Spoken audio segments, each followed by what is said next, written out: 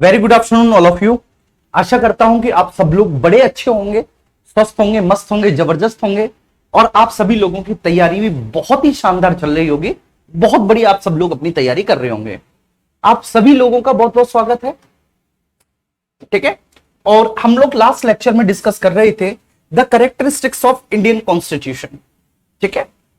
तो हमारी जो चर्चा हो रही थी, ठीक है, हमारी चर्चा भैया जी किस पर हो रही थी? कैरेक्टरिस्टिक्स ऑफ इंडियन कॉन्स्टिट्यूशन, भारतीय संविधान की विशेषताएं। ठीक है, इसी को हम कंटिन्यू करते हैं। ठीक है, तो आप सभी लोगों का बहुत बहुत स्वागत है।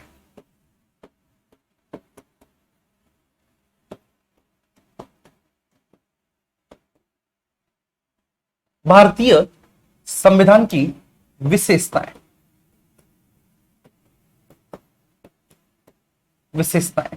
ठीक है जी। तो भारतीय संविधान की विशेषताएं हम इस पर थे, और भारतीय संविधान की विशेषताएं मतलब इसको कैरेक्टरिस्टिक्स ऑफ इंडियन कॉन्स्टिट्यूशन बोलेंगे।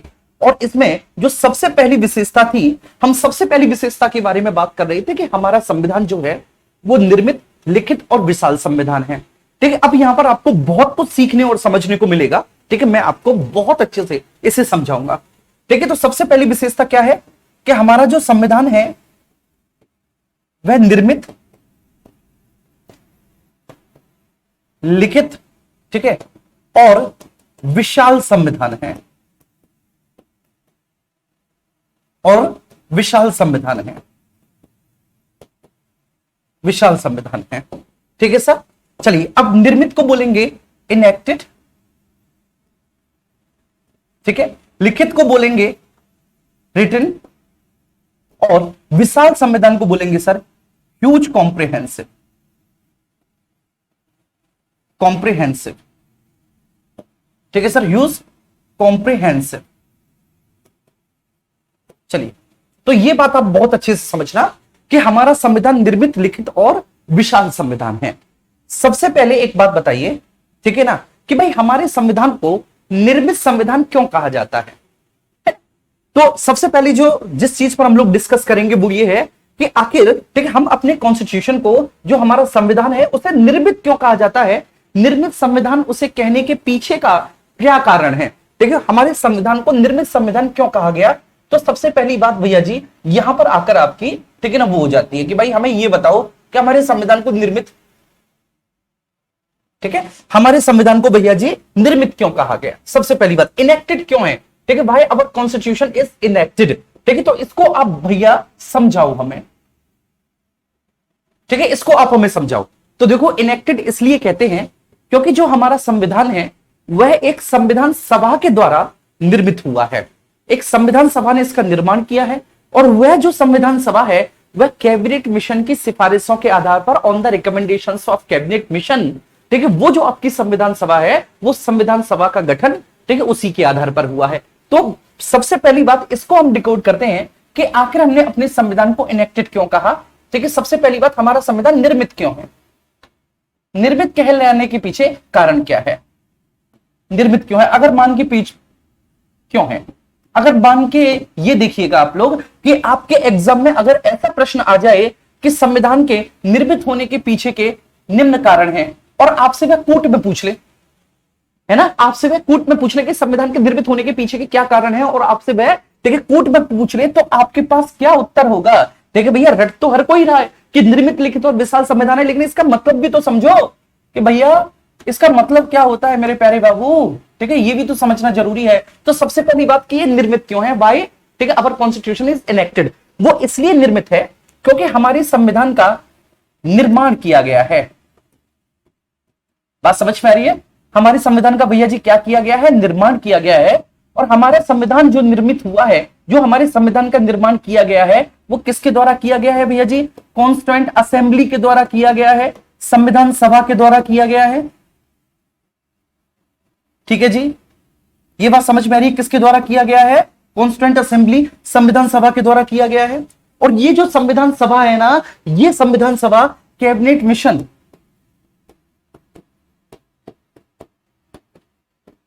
कैबिनेट मिशन, ठीक है, कि सिफारिशों के आधार पर गठित की गई है।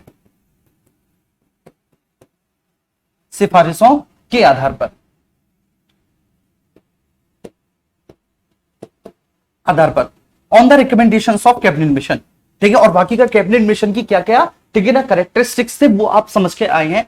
तो सबसे पहली बात कि भाई हमारा संविधान आखिर है क्यों निर्मित। अगर कोई भी आपसे पूछ ले, जैसे मान के चलिए कि आप ही पढ़ाते हैं कहीं ऑफलाइन या ऑनलाइन, ठीक है, और आपको अपने विद्यार्थियों को समझाना हो कि भैया जी ये निर्मित क्यों है, ठीक है, आखिर हमारे संविधान के निर्मित होने के पहले पीछे रीजन क्या है, तो आप कहेंगे कि भैया जी हमारा संविधान इसलिए निर्मित है क्योंकि बाकायदा इसका निर्माण किया गया है। बात समझ पा रही है। अब ठीक है, जब हमारे संविधान का निर्माण हुआ है ना, तो इस निर्माण के दौरान ठीक है हमारे संविधान सभा का गठन हुआ है। ठीक है, निर्माण भैया जी किसके द्वारा किया गया, संविधान सभा द्वारा। तो हमारी कॉन्स्टिट्यूएंट असेंबली का भैया जी क्या हुआ, हमारी कॉन्स्टिट्यूएंट असेंबली का गठन हुआ। उसके बाद हमारे संविधान के निर्माण को लेकर हमारी संविधान सभा में विभिन्न समितियां, विभिन्न कमेटियां बनी। ठीक है, हमने आपको एक एक समिति के अध्यक्ष भी आपको बताए थे, विभिन्न समितियां बनी। ठीक है, प्रत्येक समिति का अध्यक्ष बना। इसके अलावा हमारे संविधान में टोटल 12 सेशंस हुए, अधिवेशन हुए। बात समझ में आ रही है, अधिवेशन हुए, बैठक हुई। तो कुल मिलाकर इन समस्त कारणों के सम्मिलित प्रभाव से, समस्त प्रक्रिया के सम्मिलित प्रभाव से हमारी संविधान सभा के द्वारा कैबिनेट मिशन की सिफारिशों के आधार पर वो हमारी संविधान सभा बनी थी। देखो इसलिए निर्मित कहा जाता है। बात समझ में आ रही है। अच्छा, अगर यहां पर आपसे पूछ ले, और ये बात आप लिख के दे लेना, आज नहीं तो कल, आज नहीं तो कल ये प्रश्न लिखकर आएगा आपके एग्जाम में। ठीक है ना, और मैं दावे के साथ बोल रहा हूं कि ये प्रश्न आपको आपके एग्जाम में देखने को जरूर मिलेगा। क्या कि पूछा जाएगा आपसे कि ब्रिटिश कॉन्स्टिट्यूशन कैसा है। ठीक है, ये पूछा जाएगा। ठीक है, सेम यही क्वेश्चन आपसे, ठीक है, देख लेना मेरे प्यारे बच्चे, ब्रिटिश कॉन्स्टिट्यूशन कैसा है। ठीक है, अगर हमारा कॉन्स्टिट्यूशन इनेक्टेड और रिटन है, ठीक है, तो जो ब्रिटेन का संविधान है, ब्रिटेन का संविधान कैसा है, तो मेरे प्यारे भैया जी हम लोग ब्रिटेन के संविधान को विकसित और अलिखित संविधान कहते हैं। कैसे कहते हैं, क्या कहते हैं उसको, तो विकसित और अलिखित संविधान कहते हैं हम ब्रिटिश कॉन्स्टिट्यूशन को, विकसित और अलिखित संविधान कहते हैं, अलिखित संविधान कहते हैं उसको। ठीक है जी, ये बात समझ में आई। तो ब्रिटिश कॉन्स्टिट्यूशन को हम विकसित और अलिखित संविधान कहते हैं। अब सबसे बड़ी बात है कि वो अलिखित क्यों है। ठीक है, हमारा संविधान तो लिखित है। अच्छा, अब सबसे पहले आप यहां पर आ जाओ कि भैया जी हमारा संविधान लिखित कैसे है। तो भैया जी लिखित ऐसे है, हम बता रहे हैं।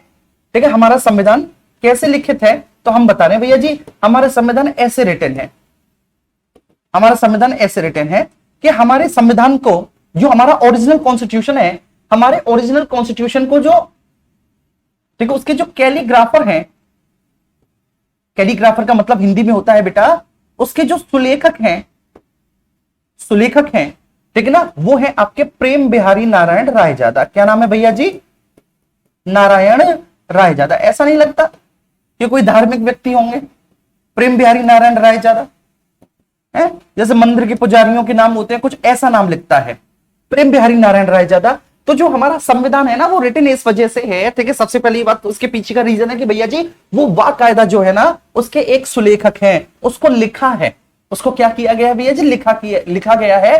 ठीक है, वो बेसिकली हैंड रिटन है, जो ओरिजिनल कॉन्स्टिट्यूशन है। ध्यान रखना मेरे प्यारे बच्चे, ओरिजिनल कॉन्स्टिट्यूशन कैसा है, हैंड रिटन है।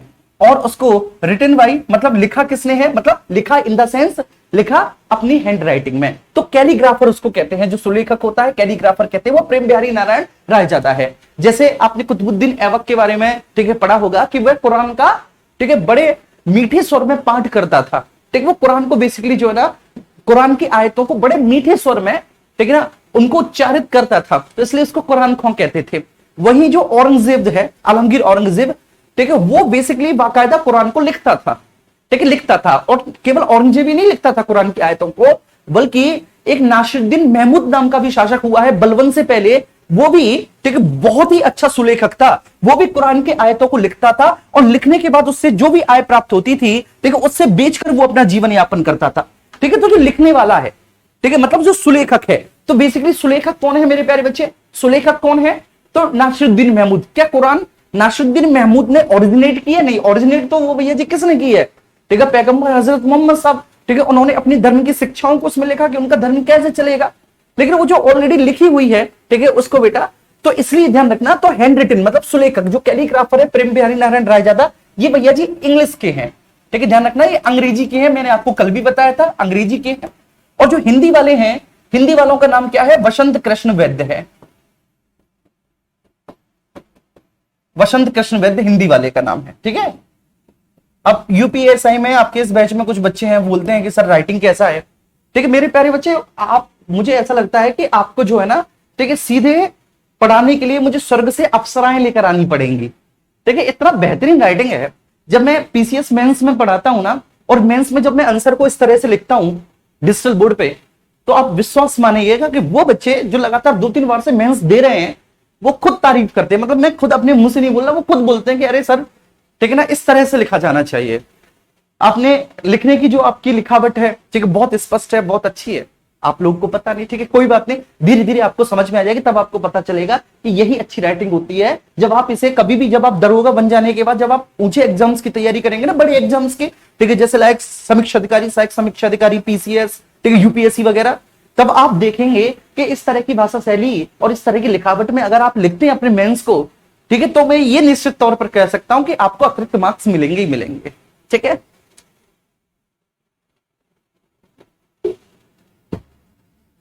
जी, तो सबसे पहली बात मैंने क्या बोला, मैंने बोला कि भैया ये लिखित है, क्योंकि इसको बाकायदा लिखा गया है, तो लिखित तो ये हो गया, ठीक है। अब अगर ये हैंड रिटन है, तो हैंड रिटन का मतलब क्या है कि मेरे प्यारे भैया जी, ठीक है, इसमें भाग हैं, इसमें पार्ट्स हैं, इसमें भाग है, ठीक है, इसमें अनुच्छेद है। भाग के अंतर्गत भैया जी क्या आते हैं, भाग के अंतर्गत इसमें आर्टिकल्स आते हैं, अनुच्छेद आते हैं, आर्टिकल्स आते हैं, ठीक है। और साथ ही साथ इसमें और क्या क्या है, इसमें आपकी अनुसूचियां हैं। क्या है भैया जी इसमें, इसमें अनुसूचियां हैं, इसमें शेड्यूल्ड, ठीक है, शेड्यूल्स हैं, अनुसूचियां हैं, ठीक है। अब चूंकि इसमें जो ओरिजिनल कॉन्स्टिट्यूशन था उसमें 22 भाग थे, 395 आर्टिकल्स थे और 8 अनुसूचियां थी। अब कोई ये मत कहना कि सर 12, जो ओरिजिनल कॉन्स्टिट्यूशन, अब मैं कभी भी ओरिजिनल कॉन्स्टिट्यूशन बोलू ना मेरे प्यारे बाबू, कभी भी, तो ओरिजिनल कॉन्स्टिट्यूशन का मतलब क्या होगा, उसका मतलब होगा सर वही कॉन्स्टिट्यूशन जो 26 नवंबर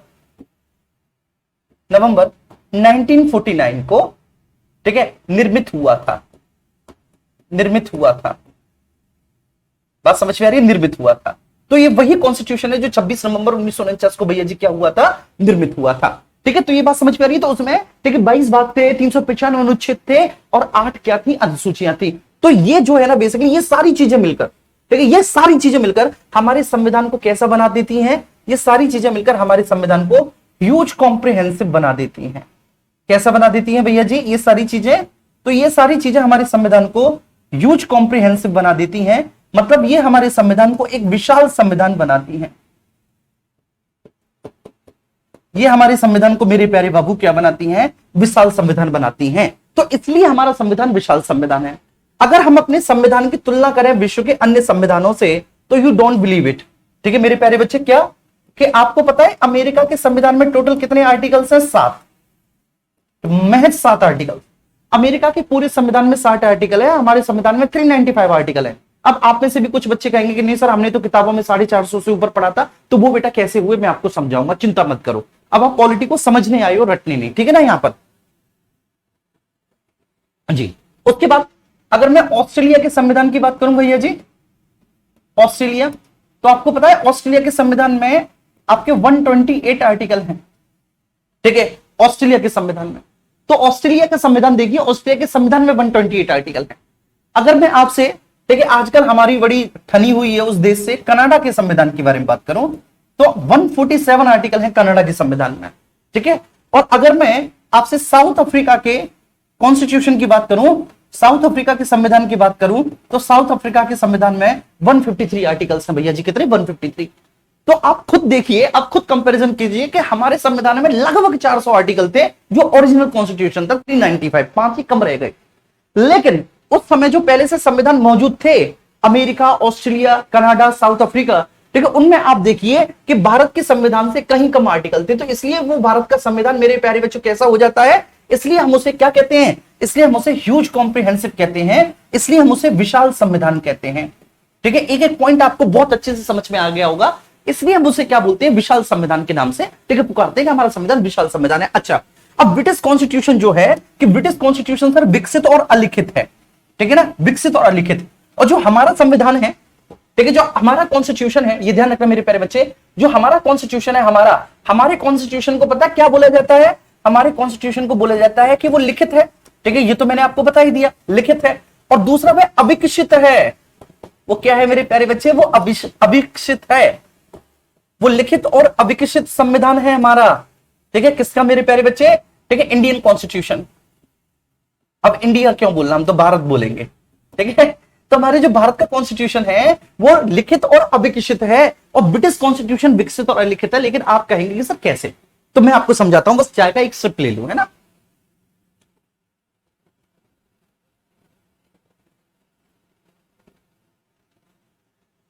चलिए, तो अब आप मुझसे पूछेंगे कि सर कैसे, ये बात आप मुझे समझा दो, मजा आ जाएगा। तो देखो मेरे प्यारे बच्चों, मैंने बोला कि वो अलिखित है। अलिखित का मतलब यह है कि वहां पर स्पेशली कोई संविधान सभा नहीं बनी। ठीक है, वहां पर स्पेशली, ठीक है, किसी भी प्रकार की कोई संविधान सभा का गठन नहीं हुआ वहां पर मेरे प्यारे बच्चे। इस बात को बहुत अच्छे से समझना। ठीक है, क्लियर है? जिसने ब्रिटिश कॉन्स्टिट्यूशन निर्मित किया हो, जैसे हमारे यहां पर बाकायदा एक संविधान सभा बनी है और उसने हमारे लिए भारतीय संविधान का निर्माण किया, ऐसे वहां पर स्पेशली कोई ऐसी सभा नहीं थी। वहां की जो रीतियां थी, जो प्रथाएं थी, जो रिचुअल्स थे, जो वहां के नियम थे, विनियम थे, ठीक है ना, जो वहां का सामाजिक, ठीक है, सद्भाव था, तो वही सारी चीजें जो है ना वहां पे विकसित हो होकर उसने, ठीक है, लॉस का, रूल्स का और नियमों का रूप धारण कर लिया। कहने का मतलब यह है कि ब्रिटिश समाज जो है ना मेरे प्यारे बच्चे, ब्रिटिश समाज में क्या हुआ?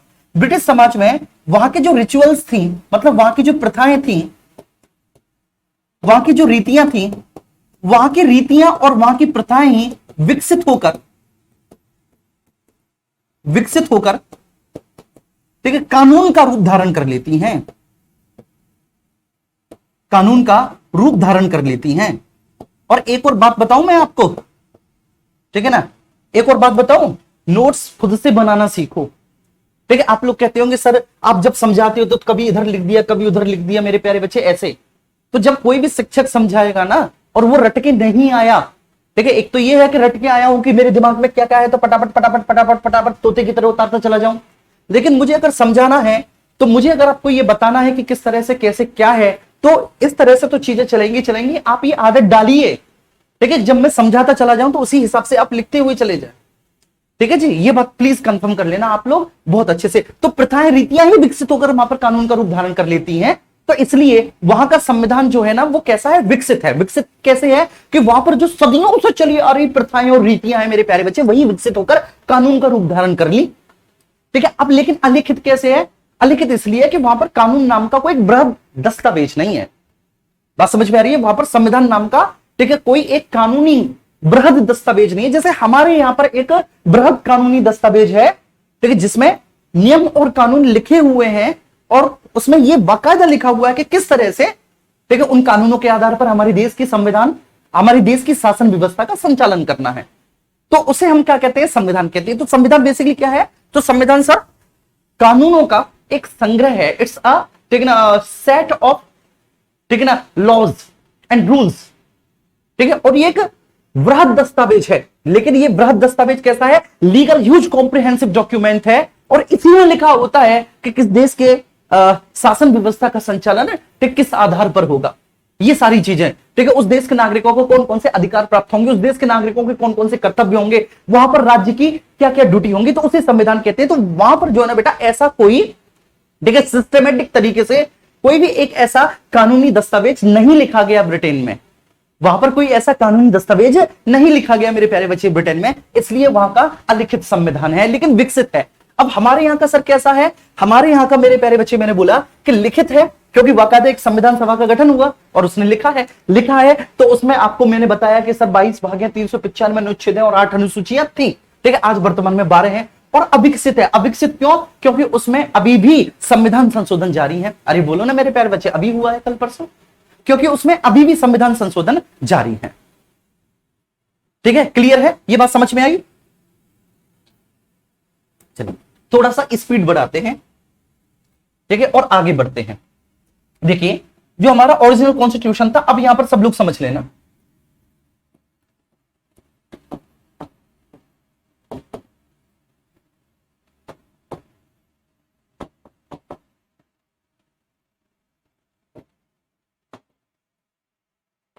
जो हमारा ओरिजिनल कॉन्स्टिट्यूशन था, जो हमारा मूल संविधान था, उस मूल संविधान में भैया जी 22 भाग थे, ठीक है, 395 अनुच्छेद थे, अनुच्छेद को आर्टिकल कहेंगे। अब प्लीज मैं इसे इंग्लिश में नहीं लिखूंगा। और 12 शेड्यूल्स थी, अनुसूचियां थी, ठीक है, वो मैं पहले इंग्लिश में लिख चुका हूं। अब आप प्लीज मुझे बाध्य मत करना, ठीक है। मतलब मूल संविधान में, सॉरी माफ करना, 8 अनुसूचियां थी, 8 अनुसूचियां, ठीक है। तो हमारे मूल संविधान में 22 भाग, 395 अनुच्छेद और 8 अनुसूचियां थी, ठीक है। अच्छा, अब देखो, ठीक है, यहां पे सब लोग, अगर मैं वर्तमान संविधान की बात करूं तो वर्तमान संविधान में क्या हुआ, देखो, अगर मैं 22 भाग की बात कर रहा हूं तो जैसे, ठीक है, सपोज डेट फॉर एग्जांपल मैं आपको समझाता हूं, भाग 1, ठीक है, हमारे संविधान का भाग 2, हमारे संविधान का भाग 3, हमारे संविधान का भाग 4, ये भी मुझे आपको पढ़ानी है, हमारे संविधान का भाग 5, हमारे संविधान का भाग 6, हमारे संविधान का भाग 7, हमारे संविधान का भाग 8, ठीक है।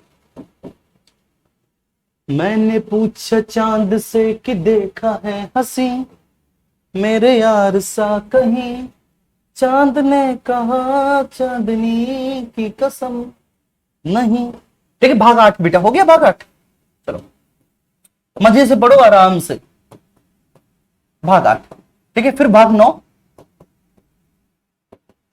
भाग 10, चलिए, ठीक है। कुल मिलाकर, ठीक है, फॉर एग्जांपल मैं आपको बता रहा हूं, ये आपके, ठीक है, हमारे संविधान के 10 पार्ट हैं। तो ये जो आपको दिखाई दे रहे हैं, ये क्या है, ठीक है, ये पार्ट्स की लिस्ट है, ये हमारे संविधान के भाग की क्या है, लिस्ट है। अरे बोलिए यार, ये क्या है मेरे प्यारे बच्चे, यहां से और यहां तक क्या है, ये हमारे संविधान के भागों की सूची है। बात समझ में आ रही है, ये क्या है सर, ये भागों की सूची है, भाग 1, भाग 2, भाग 3, भाग 4, भाग 7, भाग 8, भाग 9, भाग 10, ठीक है। तो ये सर क्या है, ये भागों की सूची है, ठीक है। इसको मैं यहां पर लिख देता हूं,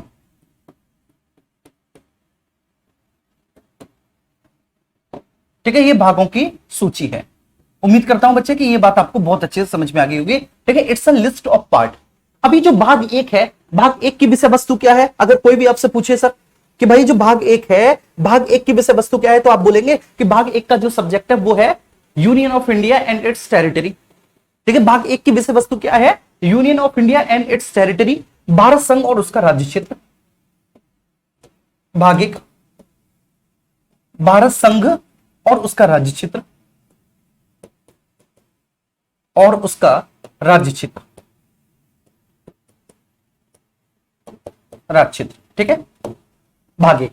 अब भाग 1 जो है, ठीक है, ये बात आपको ध्यान रखनी है कि सर जो भाग 1 का विस्तार है, भाग 1 का विस्तार आर्टिकल 1 से लेकर 4 तक है।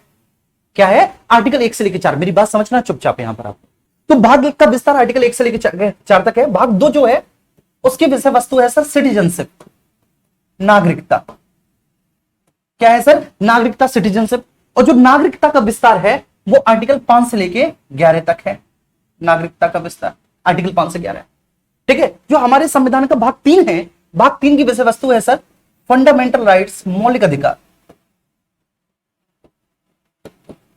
मौलिक अधिकार, फंडामेंटल राइट्स।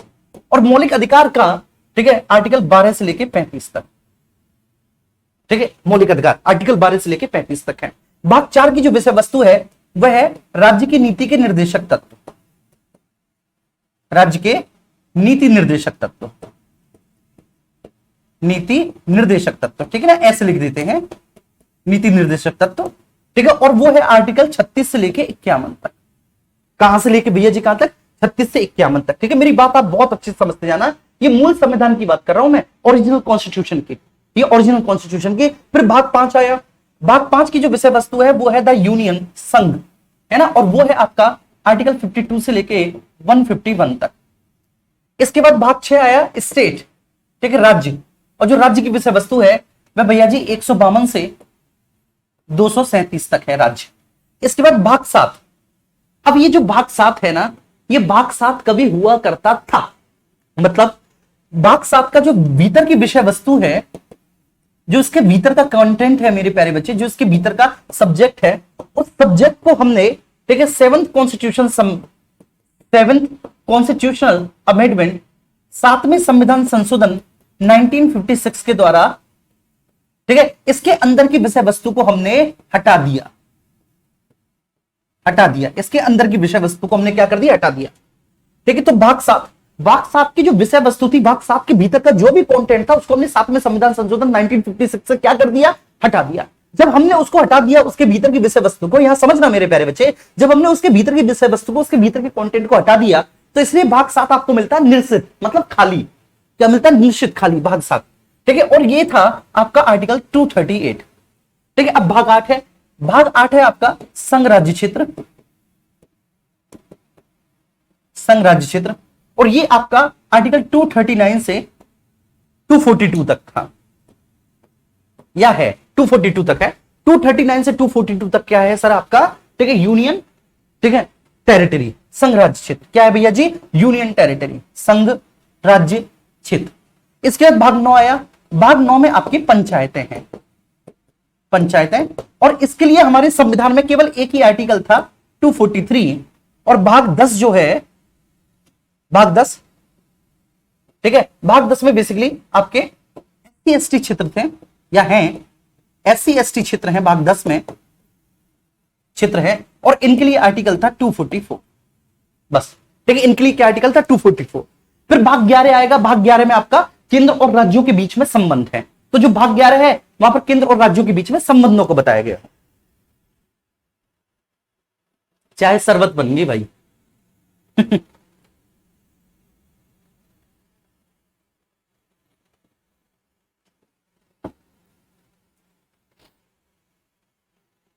जी, ठीक है। अच्छा, अब मैं यहां पर आपको समझाना क्या चाह रहा हूं, ठीक है, इस बात को आप लोग बहुत अच्छे से समझिएगा। भाग 1, भाग 2, भाग 3, भाग 4, भाग 5, भाग 6, भाग 7, भाग 8, भाग 9, भाग 10। ठीक है, चलिए, तो अभी तक ये 10 भागों की सूची है। ये क्या है भैया जी, एक लिस्ट है। ये किसकी लिस्ट है, लिस्ट ऑफ पार्ट्स। ठीक है, ये भारतीय संविधान के भागों की एक लिस्ट है। बोलो आप लोग मानते हो कि नहीं, ये भारतीय संविधान के भागों की एक लिस्ट है। जैसे जब हम दुकान पे जाते हैं तो हमारी मम्मी जी लिस्ट बना देती हैं कि भैया जी 1 किलो चीनी, 1 किलो बूरा, 1 किलो नमक, 250 ग्राम हल्दी, 250 ग्राम धनिया, ऐसे करके लिस्ट होती है सामान की। तो ये लिस्ट है। अब इस लिस्ट में हुआ क्या कि भाग 7 को हमने 7वें संविधान संशोधन 1956 के द्वारा हटा दिया।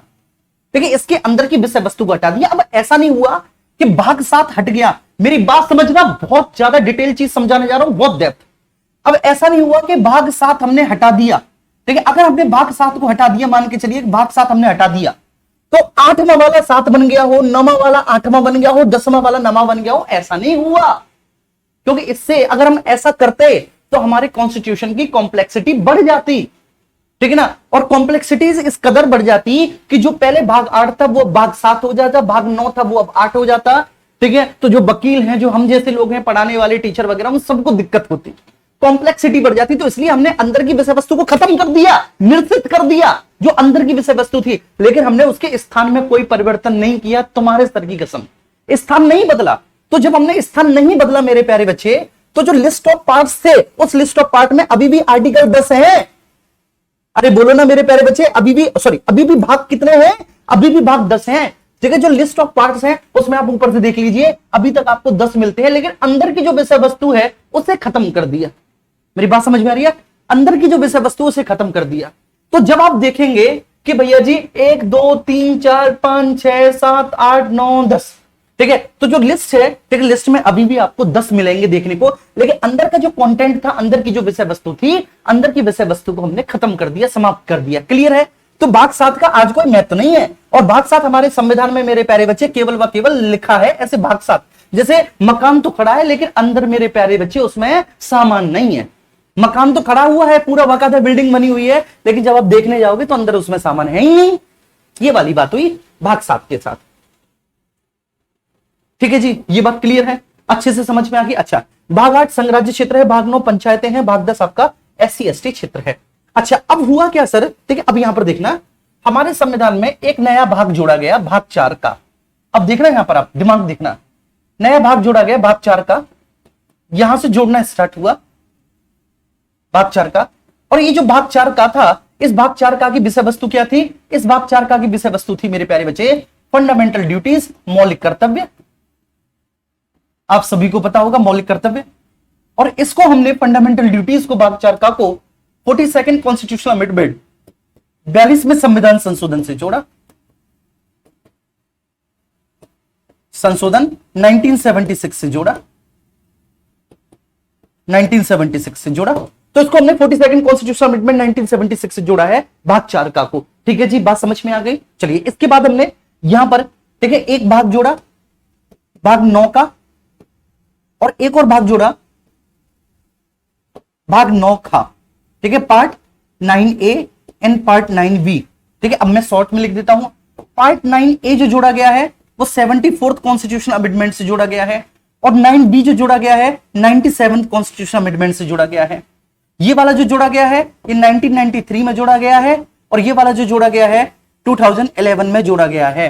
ये 97th कॉन्स्टिट्यूशनल अमेंडमेंट, ये 74th कॉन्स्टिट्यूशनल अमेंडमेंट, ठीक है, ये जोड़ दिया गया। ये बात समझ में आ रही है।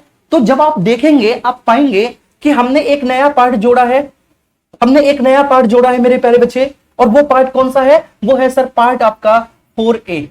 कौन सा पार्ट है? पार्ट 4A है।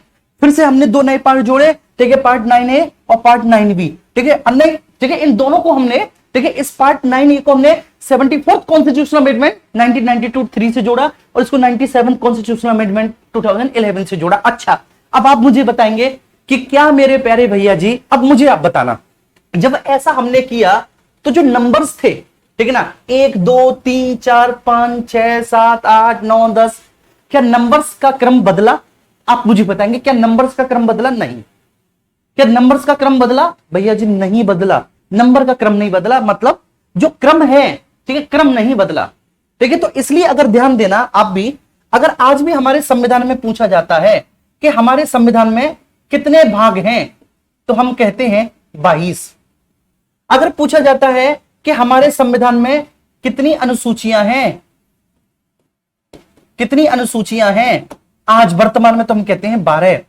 और कहा जाता है कि वर्तमान में हमारे संविधान में अनुच्छेद कितने हैं, अनुच्छेद कितने हैं, तो हम फिर भी बोलते हैं 395। अच्छा, हम ऐसा क्यों बोलते हैं? हम ऐसा इसलिए बोलते हैं कि चाहे कितने भी संविधान संशोधन किए हों हमने, ठीक है, अभी तक हमारे संविधान में हमको 23वां भाग देखने को नहीं मिलता। हमें अपने संविधान में क्या भैया जी भाग नंबर 23वां देखने को मिलता है? नहीं। ठीक, जितने भी नए भाग जुड़े, जितने भी नए पार्ट्स बेटा हमने ऐड किए,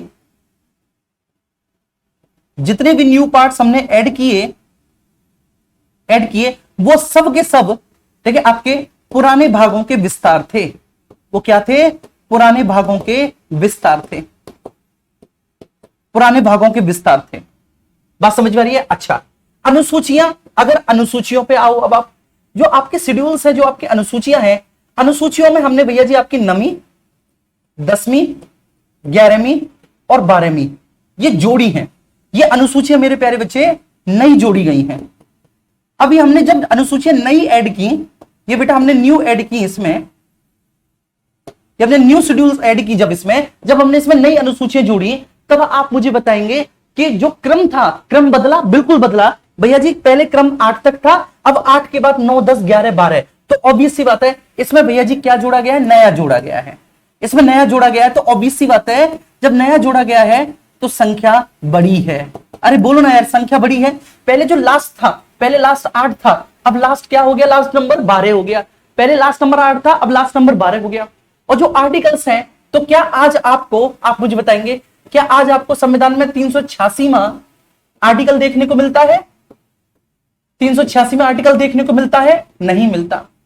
ठीक है, अब जो भी हमने नए आर्टिकल जोड़े हैं, जो भी हमने मेरे प्यारे बच्चे नए आर्टिकल जोड़े हैं, वे सारे के सारे नए आर्टिकल क्या हैं? पुराने आर्टिकल का विस्तार है। वो क्या है सर? जितने भी नए आर्टिकल हमने जोड़े हैं, वे सारे के सारे जो पुराने वाले आर्टिकल्स हैं, वह उन सभी पुराने वाले आर्टिकल्स का एक्सपेंशन है। वो सभी पुराने वाले आर्टिकल्स का क्या है भैया जी? विस्तार है। ये बात समझ में आ रही है? तो इस कहानी से हमें क्या शिक्षा मिलती है? इस कहानी से हमें यह शिक्षा मिलती है कि जो आपका ओरिजिनल कॉन्स्टिट्यूशन था 26 नवंबर 1949 वाला, उस ओरिजिनल कॉन्स्टिट्यूशन से आज वर्तमान कॉन्स्टिट्यूशन में, ठीक है, हमारे भाग आज भी 22 हैं, हमारे अनुच्छेद आज भी 395 हैं, और हमारी अनुसूचियां जो है वो जरूर बड़ी हैं। वो 8 से आज बेटा, पहले 8 हुआ करती थी, आज क्या हो गई? ठीक, 12 हो गई।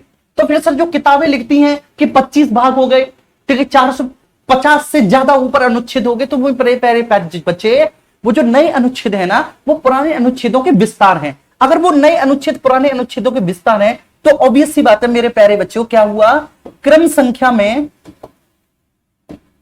संख्या में परिवर्तन नहीं हुआ, परिवर्तन नहीं हुआ। ठीक है, ध्यान रखना, क्रम संख्या में परिवर्तन नहीं हुआ। और विस्तार हम तभी मानते हैं, ठीक है, हम नया कोई भी जुड़ा हुआ चीज तब मानते हैं जब भैया जी क्रम संख्या बदल जाए। कोई भी नई चीज हम तब मानते हैं जब क्या हो, कोई भी नया व्यक्ति जुड़ जाए, कोई भी नई संख्या जुड़ जाए, कोई भी नया उपबंध जुड़ जाए, कोई भी नया प्रोविजन जुड़ जाए। जैसे सपोज दैट मैं आपको एक बात बताता हूं, ठीक मेरे प्यारे बच्चे, मेरी एक बात आप समझना, ठीक है, जैसे, ठीक है, मान के चलो कि आपके, ठीक है ना, एक घर एक सीधी लाइन में, ठीक है, एक रो है, एक सीधी लाइन है, इस सीधी लाइन में 5 घर बने हुए हैं, 5 घर है ना, सीधी रो है, उसमें 5 घर बने हुए हैं। ठीक है, तो आप क्या कहेंगे सर, कि बताओ, गिन के बताओ कितने हैं, ठीक है, इसकी इनकी लिस्ट बताओ कितने हैं, तो आप कहेंगे सर 5 है। ठीक है, अब एक घर जो है बीच वाला, अब उस बीच वाले घर को आपने पूरी तरह से तोड़ दिया, ठीक है, पूरी तरह से खत्म कर दिया बीच वाले घर को। ठीक, केवल वहां पर प्लॉट बचा हुआ है, प्लॉट के ऊपर जो कंस्ट्रक्शन था वो खत्म है, और जो प्लॉट बचा हुआ है ना मेरे प्यारे बच्चों, पूरी तरह से खाली है। वो क्या है, पूरी तरह से खाली। अब आपसे पूछा जाए कि बताओ कितने मकान है, तब आप बोलोगे 3 है। बोलोगे कि नहीं 3 है, लेकिन ठीक है ना, अब 3 बोलोगे कि सब एक हट गया, ठीक है, बिल्कुल पता चलता है कि सब 3 है, एक हट गया, देख लो सर, एक हट गया, अब एक नहीं है। लेकिन अगर एक मकान के ऊपर दूसरा बना दिया जाए, दूसरे के ऊपर तीसरा बना दिया जाए, तीसरे के ऊपर चौथा बना दिया जाए, तो आप उनको 4 मकान बोल दोगे? नहीं ना, बोलोगे एक ही है सर, लेकिन मंजिल 4 है। तो ऐसे ही, ये ध्यान रखना, ऐसे ही जो आपका भाग 9 का जुड़ा है, 9 का जुड़ा है, ठीक है, जो आपका भाग 4 का जुड़ा है, आप इन नए भाग नहीं मानेंगे, ये पुराने भागों के ही विस्तार हैं। उम्मीद करता हूं ये बात, और आपसे ये पूछना चाहूंगा कि आज पहली बार आपको किसी ने ये चीज समझाई होगी, ठीक है, दावे के साथ बोलता हूं, ठीक है, समय लगता है, टाइम लगेगा क्लास में, ठीक है, लेकिन आप इनको समझ पाओगे, ठीक है, दावे के साथ बोल रहा हूं इस बात को। अभी थोड़ी सी और आपको चीजें बताऊंगा कुछ, ठीक है ना। तो ये तो मैंने आपको समझा दिया कि सर अगर हमने अपने संविधान को निर्मित, लिखित और विशाल संविधान बोला, तो हमने कंपैरिजन भी की अन्य संविधानों से, और भैया जी हमने ये भी बताया कि वर्तमान सिनेरियो क्या है, ठीक है। तो अनुसूचियां नई जुड़ी हैं, ये ध्यान रखना है हमें। जो शेड्यूल्स है ना मेरे प्यारे बच्चे, तो जो शेड्यूल्स हैं, जो अनुसूचियां हैं, जी हाँ, ये बात बिल्कुल सही है कि सर अनुसूचियां नई जुड़ी हैं, 9वीं 10वीं 11वीं 12वीं नई अनुसूचियां जुड़ी हैं, तो इसलिए इनकी संख्या बड़ी है, इसलिए इनकी संख्या बड़ी है। लेकिन 396 में अनुच्छेद नहीं हुआ कोई, 23वां भाग नहीं हुआ कोई, इसलिए भाग और आर्टिकल जो है हम उनमें उनकी संख्या में परिवर्तन नहीं मानते, क्योंकि वो पुराने का ही विस्तार है।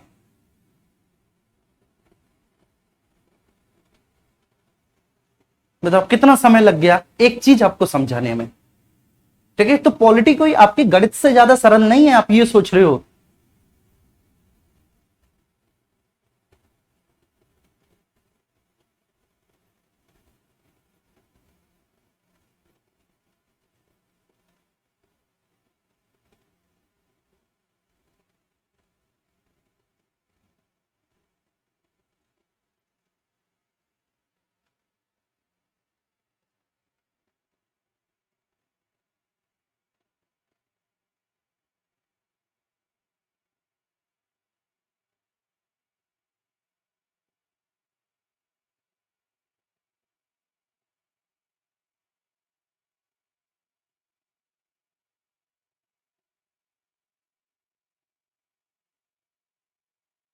सर ज्योग्राफी भी आप पढ़ो।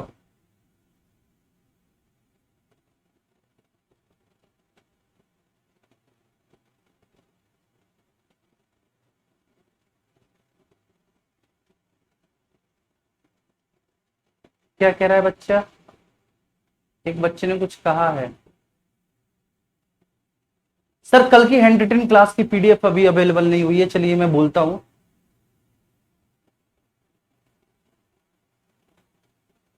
बहुत अच्छे से समझ में आया,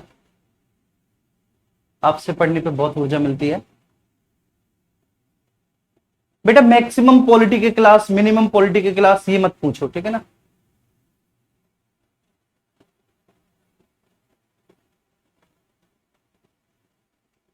इससे ज्यादा आराम से क्या पढ़ाऊंगा। इससे भी ज्यादा आराम से कुछ पढ़ाया जा सकता है? तो बेवकूफ हो क्या? बिल्कुल एक बात बताओ, आराम से पागल हो? हैं? लप्पू हो लप्पू चलो ठीक है, ये बात समझ में आ गई। अब देखो, अब यहां पे समझो, अब ये आप देखना कि जो विस्तार हुआ है भागों में विस्तार, ठीक है, भागों में विस्तार, जो पुराने भागों में विस्तार हुआ है, एक नया भाग जुड़ा है, भाग 4A, ठीक है ना? कौन सा सर? पार्ट 4A, ये नया जुड़ा है पार्ट 4A। एक आपका जुड़ा है, ठीक है, 9A, एक जुड़ा है 9B, ठीक है, और एक जुड़ा है आपका 14A। यही तो जुड़े हैं भाई, ठीक है, यही जुड़े हैं ना, 4 का, 9 का, 9 का और आपका 14 का, ये जुड़े हैं, और तो कोई जुड़े नहीं है, ठीक है जी, बिल्कुल। अब ये वाला जो है सर, इसकी विषय वस्तु क्या है इसका, ठीक है, कॉन्सेप्ट क्या है? तो सर ये है फंडामेंटल ड्यूटीज, मौलिक कर्तव्य। ये क्या है सर? मौलिक कर्तव्य।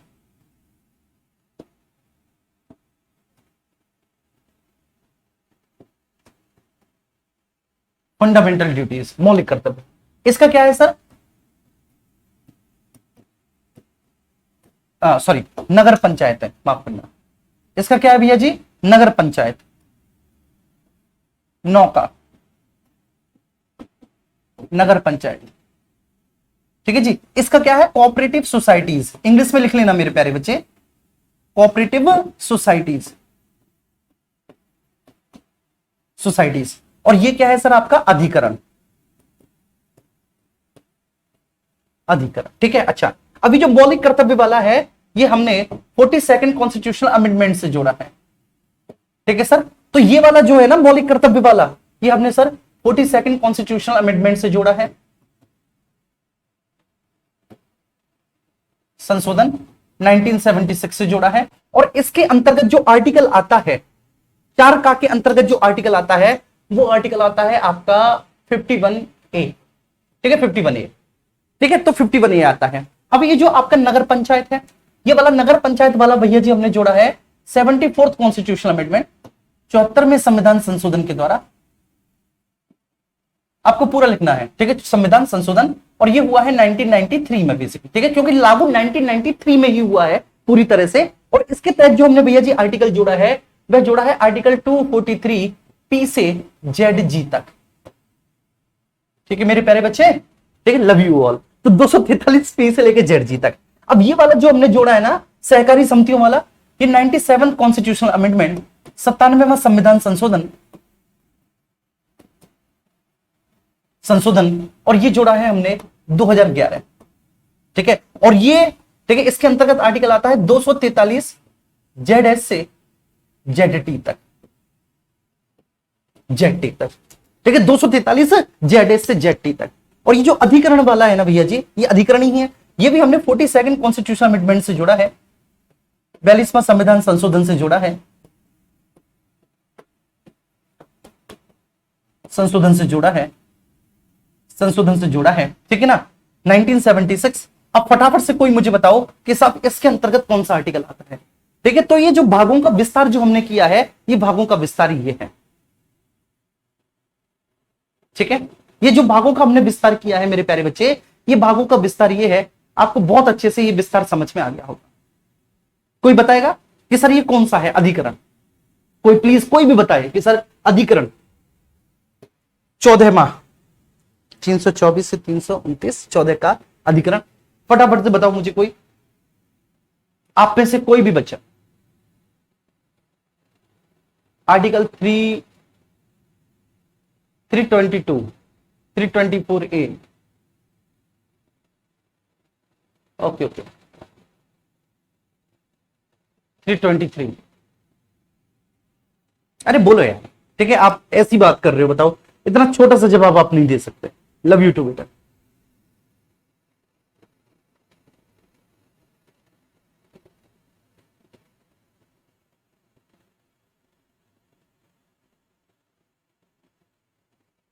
ये क्या होता है भाई कि सर बिल्कुल फाड़ू पढ़ा रहे हो, ये फाड़ू क्या होता है, ठीक है चलिए, तो ये हो गया आपका आर्टिकल, ठीक है, 323A, ठीक है, और 323B, ठीक है, ये दो आर्टिकल हमने जोड़े अधिकरण के अंतर्गत, क्योंकि 324 से तो मेरे प्यारे बच्चे आपका भाग 15 स्टार्ट हो जाता है, 324 से 329, तो आर्टिकल ठीक है 323 323 ए और बी, ये दो क्लॉज हमने जोड़े हैं, ठीक है सर, आर्टिकल ठीक है ना 323 ए और बी जोड़े हैं हमने भाग 14 का के अंतर्गत, तो ये विस्तार है। अब ऐसे ही यहां पर देखेंगे, अब यहां पर क्या है सर, ठीक है ना, अनुसूची, अब ये विस्तार नहीं है, अनुसूची जो ठीक है जोड़ी गई,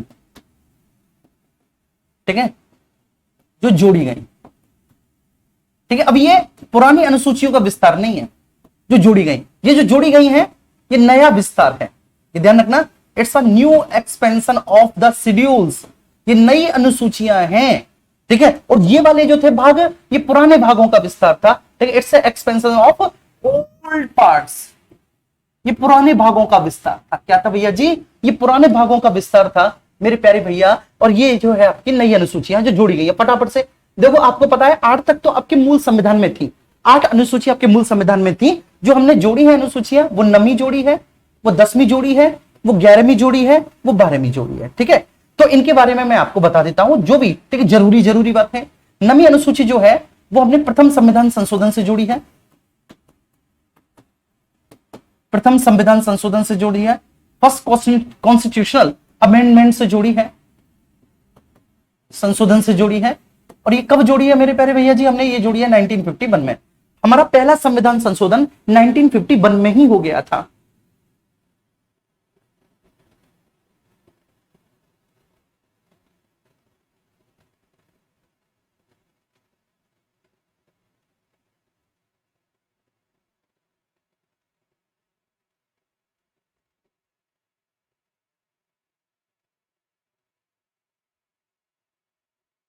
मोहम्मद अफसर जी जी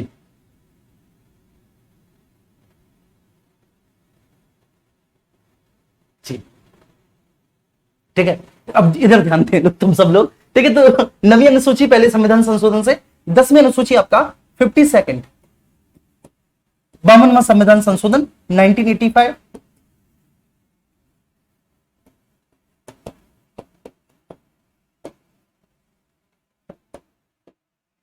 1985, ये वाला आपका 11वीं 73वां संविधान संशोधन,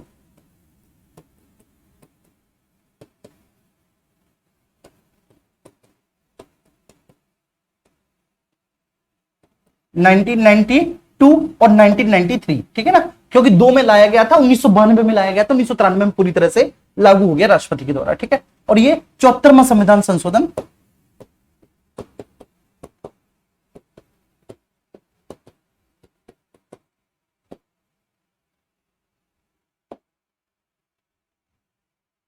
नाइनटीन 1993, ठीक है। अच्छा, अब यहां पर आपको एक काम करना है, तो सब लोग को बहुत अच्छे से, जो पहला संविधान संशोधन 1951 के माध्यम से जो नवी अनुसूची जोड़ी गई है, ठीक है, इसका जो सब्जेक्ट है वो है लैंड रिफॉर्म्स, भूमि सुधार, लैंड रिफॉर्म्स, ठीक है।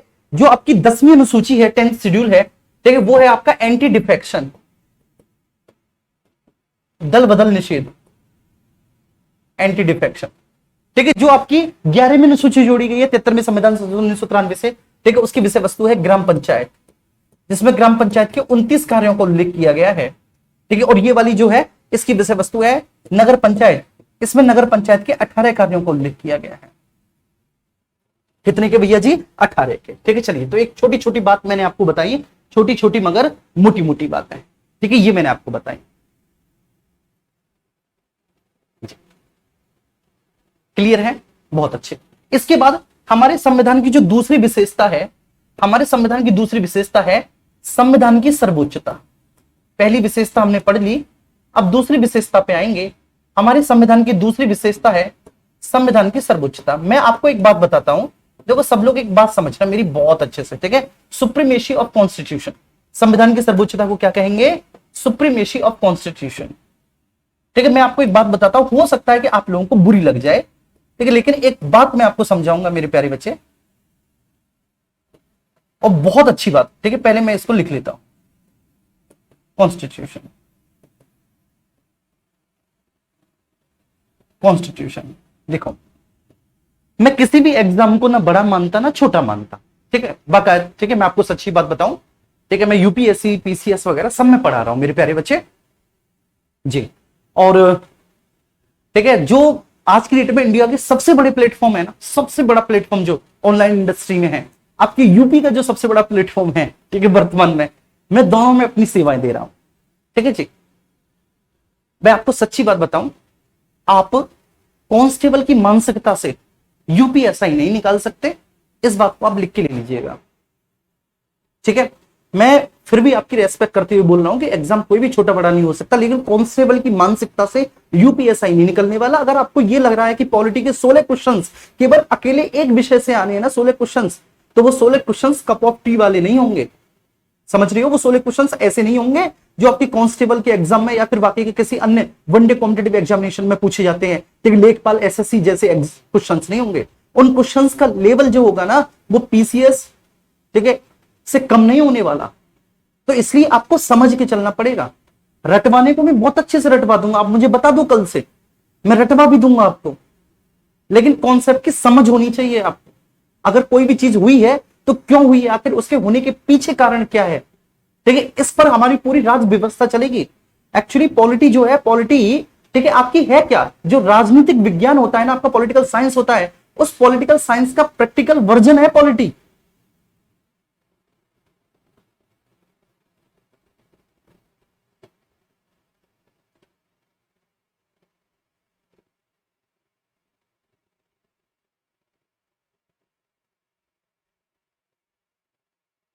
ठीक है ना, तो इसलिए अच्छे से पढ़ो, बहुत बढ़िया तरह से पढ़ो, मजेदार तरीके से पढ़ो। ठीक है, चलिए आइए अब हम बात करेंगे सुप्रीमेसी ऑफ कॉन्स्टिट्यूशन। देखो मेरे प्यारे बच्चे, यहां पर देखना, हमारे संविधान में क्या है, संविधान में है क्या, तो संविधान में भैया जी नियम और कानूनों का संग्रह है। संविधान में क्या है, नियम और कानूनों का संग्रह है।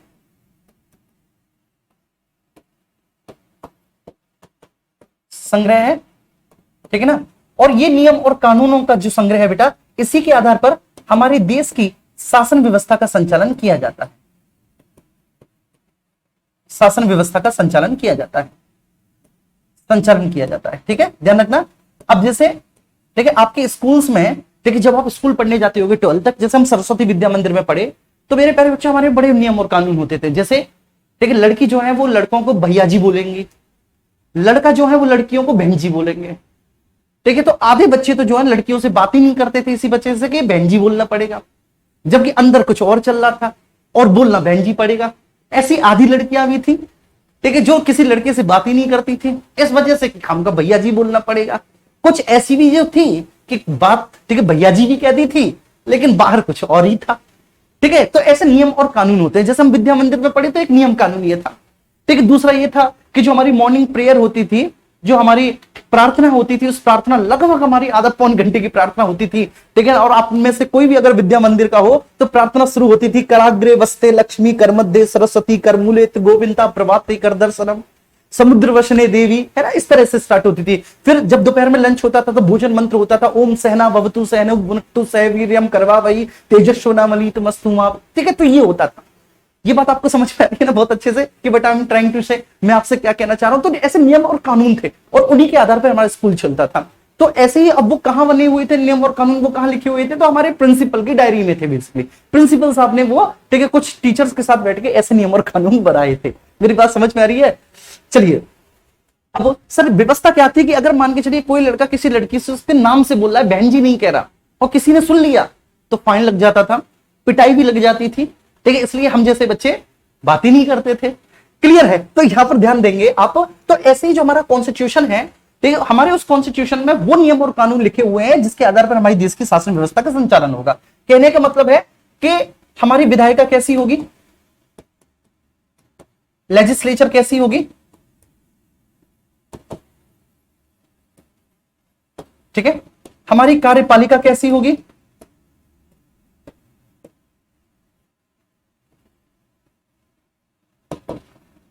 एग्जीक्यूटिव कैसी होगी हमारी, और हमारी न्यायपालिका कैसी होगी।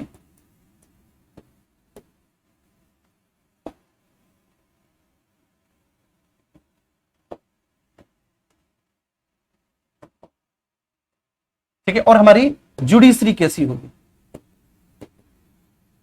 न्यायपालिका कैसी होगी, ठीक है। और हमारे देश में किस प्रकार की शासन व्यवस्था, तो कुल मिलाकर कैसी शासन व्यवस्था, हम किस प्रकार की शासन व्यवस्था को अपनाएंगे, वो सब संविधान में लिखा हुआ होता है। क्लियर है। तो वहां पर क्या है, संविधान में नियम और कानून। हमारे यहां पर बेसिकली एक लॉ है जिसको कहते हैं मेरे प्यारे बच्चे rule of law. Rule of law, ठीक है, इसको समझना। हमारे संविधान में एक रूल ऑफ लॉ है। इस रूल ऑफ लॉ को बोलते हैं विधि का शासन। इस रूल ऑफ लॉ को क्या बोलते हैं सर, हम इसको बोलते हैं मेरे प्यारे बच्चे कि ये है हमारा विधि का शासन। विधि का शासन, ये विधि का शासन जो है वो रूल ऑफ लॉ जो है ये कहता है कि बेसिकली कानून सर्वोच्च है। क्या है, कानून सर्वोच्च है, कोई कानून से बड़ा नहीं हो सकता। ठीक है, इसमें बोला गया है द लॉ इज सुप्रीम। ठीक है, no one is supreme than law. ठीक है, तो कानून सर्वोच्च है, कानून सर्वोच्च है, सर्वोच्च है, कोई भी कानून से बड़ा नहीं है, कोई भी कानून से बड़ा नहीं है।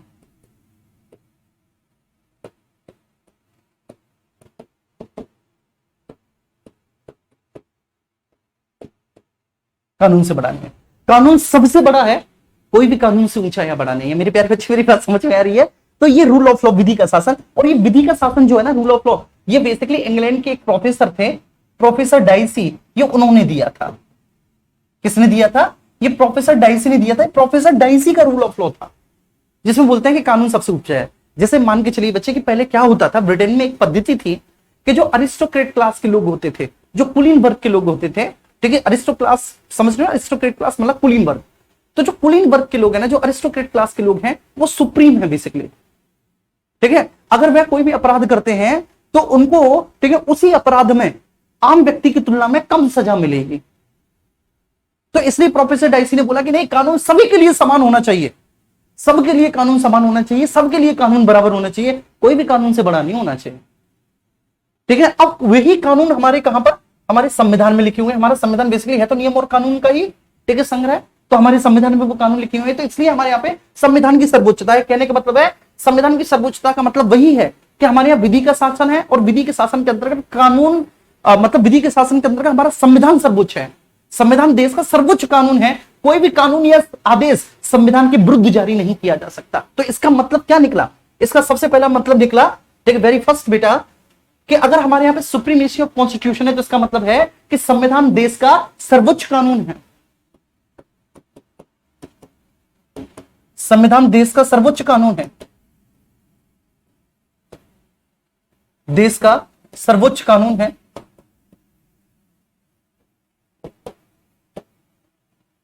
कानून है, ठीक है, सर्वोच्च कानून मतलब supreme law. Constitution is a supreme law of our country. ठीक है, संविधान देश का क्या है भैया जी, संविधान देश का सर्वोच्च कानून है। और सेकंड पॉइंट मैंने क्या बोला कि सर कोई भी कानून या आदेश संविधान के विरुद्ध जारी नहीं किया जा सकता। कोई भी कानून या आदेश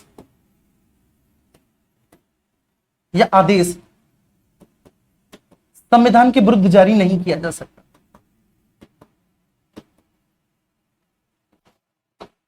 विरुद्ध जारी नहीं किया जा सकता, जारी नहीं किया जा सकता। अब यहां से बहुत प्रश्न पूछे जाते हैं, किया जा सकता।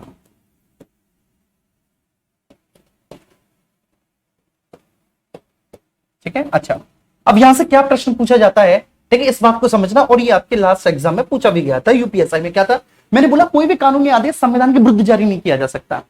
तो इसका मतलब क्या होता है, इसका मतलब है कि आपकी संसद भी ऐसा कानून नहीं बना सकती जो हमारे संविधान के आधारभूत ढांचे के अगेंस्ट हो। ठीक है, इनफैक्ट हमारी लेजिस्लेचर मतलब हमारी विधायिका, अब विधायिका चाहे मेरे प्यारे बच्चे हमारी संसद हो या राज्य का विधानमंडल हो, हमारी विधायिका भी कोई भी कानून ऐसा नहीं बनाई सकती, ठीक है, जो हमारे संविधान के आधारभूत ढांचे के अगेंस्ट हो, जो हमारे संविधान के आधारभूत ढांचे के अगेंस्ट हो।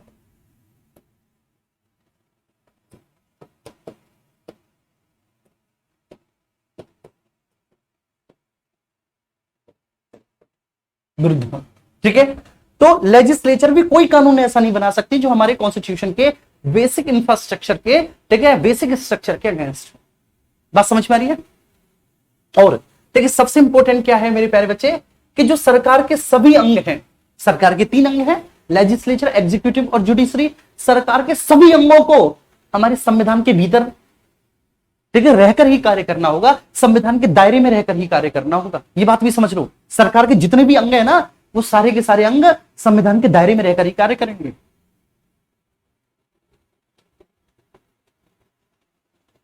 ठीक है, सरकार के सभी अंगों को, सभी अंगों को, सभी अंगों को, अब सभी अंग का मतलब क्या है मेरे प्यारे भैया जी, सभी अंग का मतलब क्या है, ऑल ऑर्गेन्स। ठीक है, जैसे कि लाइक आपका पहला लेजिस्लेचर, ठीक है, दूसरा एग्जीक्यूटिव और तीसरा जुडिशरी। जुडिशरी, ठीक है। तो सरकार के, ध्यान रखना, सरकार के सभी अंगों को, ठीक है, संविधान के भीतर रहकर ही कार्य करना होगा, संविधान के भीतर रहकर ही कार्य करना होगा, कार्य करना होगा।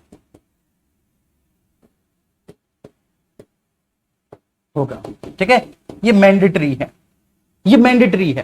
ठीक है, और जो आधारभूत ढांचे का सिद्धांत है ना मेरे प्यारे बच्चे, ये कौन से केस में दिया गया है, केशवानंद भारती केस 1973। ठीक है, Kesavananda Bharati case versus Kerala 1973, Kerala state 1973 में, इस केशवानंद भारती केस में ही, ठीक है, ये बात स्पष्ट आई कि कोई भी नियम या कानून, ठीक है, संविधान के आधारभूत ढांचे का अगेंस्ट जारी नहीं हो सकता। ठीक है, हमें अगर कोई भी संविधान संशोधन वगैरह कुछ भी करना है तो वो हमारे संविधान का जो बेसिक स्ट्रक्चर है ना, उसके अगेंस्ट नहीं होना चाहिए। तो जो बेसिक स्ट्रक्चर का सिद्धांत है ना, जो आधारभूत ढांचे का सिद्धांत है, आपसे पूछा जाए किसमें दिया गया है, केशवानंद भारती केस में। तो आधारभूत ढांचे का सिद्धांत किसमें दिया गया मेरे प्यारे बाबू, बोलो। तो आधारभूत ढांचे का सिद्धांत सर केशवानंद भारती केस में दिया गया। बड़े प्यार से मैंने आपको 2 विशेषताएं आज समझाई, ठीक है ना, और उम्मीद करता हूं कि कल भी हम विशेषताओं को ही समझेंगे, ठीक है, और जबरदस्त विशेषताओं को समझेंगे। ठीक है जी, प्रियम्बल में अमेंडमेंट कर सकते हैं, लेकिन प्रियम्बल, ठीक है ना, जस्टिसएबल नहीं है मेरे प्यारे बच्चे। प्रियम्बल पे आने दो, प्रियम्बल को तोड़ के पढ़ा देंगे, ठीक है ना, ध्यान रखना। ठीक है, लव यू ऑल बच्चों, ठीक है ना, लव यू भाई। मैं इंग्लिश में बोल सकता हूं, लेकिन आप ये सोचो कि मैं सारी चीजें इंग्लिश में भी लिखूं, ठीक है ना, हिंदी और इंग्लिश ट्रांसलेटर की तरह काम करूं, टीचर की तरह काम, मैं इतना नहीं कर पाऊंगा। मैं बिल्कुल क्लियर बोल देता हूं, आप जिस शब्द का मुझसे इंग्लिश मतलब, ठीक है, और इनफैक्ट आप पूछो या ना पूछो, मैं हर एक शब्द का इंग्लिश मतलब बताते हुए चल रहा हूं। आप देख लो, सुप्रीम लॉ है, लेजिस्लेचर, एग्जीक्यूटिव, जुडिशरी, तो मैंने हिंदी तक में नहीं बताई, केवल अंग्रेजी में बताए हैं। लेजिस्लेचर विधायिका, ठीक है ना, तो मुझे जहां पे लगेगा मैं वहां पे, प्लीज इसको इश्यू मत बनाओ मेरे प्यारे बच्चे। अंग्रेजी भी मुझ पर उतनी ही आती है अच्छी जितनी हिंदी आती है, ठीक है जी।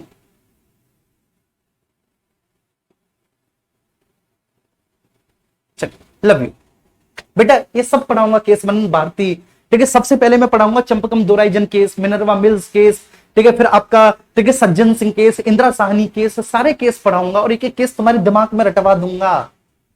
ये तो बस शुरुआत है, अभी तो पार्टी शुरू हुई है, ठीक है जी। चलो जी, ठीक है जी, लव यू बच्चों, ठीक है। अब स्टार लगाकर आना, ठीक है जी, ये ध्यान रखना। अब आपके स्टार लगने की दिशा में बहुत बड़े प्रयास प्रारंभ हो चुके हैं,